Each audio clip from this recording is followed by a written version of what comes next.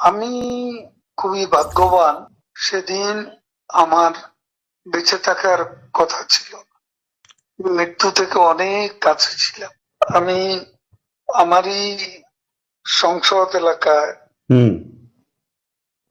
আমার নিজের বাসাকে এড়িয়ে পার্শ্ববর্তী আর একটা বাসায় আশ্রয় নিয়েছিলাম।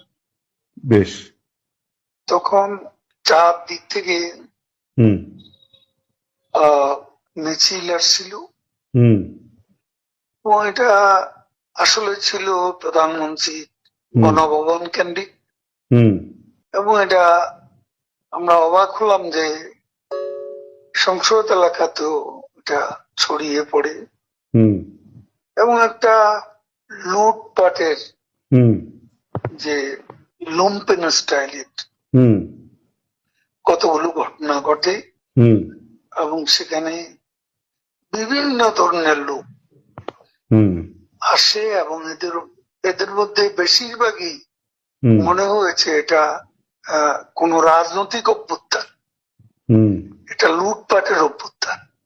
না, একটা কথা জিজ্ঞাসা করি, সে তো আমরা তখন সেটা দেখলাম এবং মাননীয় প্রধানমন্ত্রীকেও যে বাসাতে ছিলাম তারা সে বাসাতেও হামলা করে।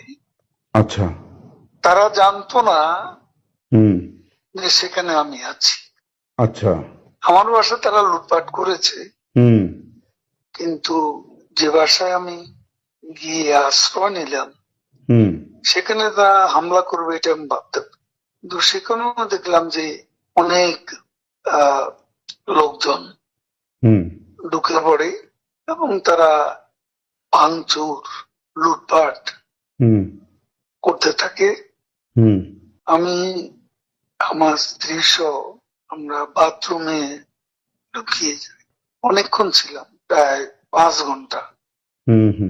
তারপর একটা পর্যায়ে এরা তো ওই বাথরুমের ভিতর সেখানেও কমোড বেসিন এগুলো তো লুটপাট করেছে সব জায়গায়। সেগুলোর লোভে প্রথমত তাদেরকে আমার ওয়াইফ সেই বাথরুমের মুখে দাঁড়িয়ে বারবার বলছিল যে আমি অসুস্থ,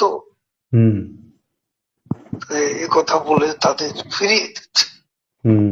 তো একটা পর্যায়ে তারা এই বাথরুমে যেগুলো আছে সেগুলো লুট করার জন্য জোরপূর্বক প্রবাসের হুমকি দেয়।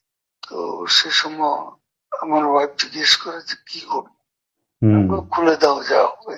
তারপরে 7-8 জন ছেলে ঢুকলো, তার খুবই আক্রমণাত্মক দৃষ্টিভঙ্গি মনোভঙ্গি নিয়ে। তখন হঠাৎ তারা আমার দিকে তাকায়, আমার দিকে তাকিয়ে আপনি নেত্রী চলে গেল, আপনি জাননি কেন?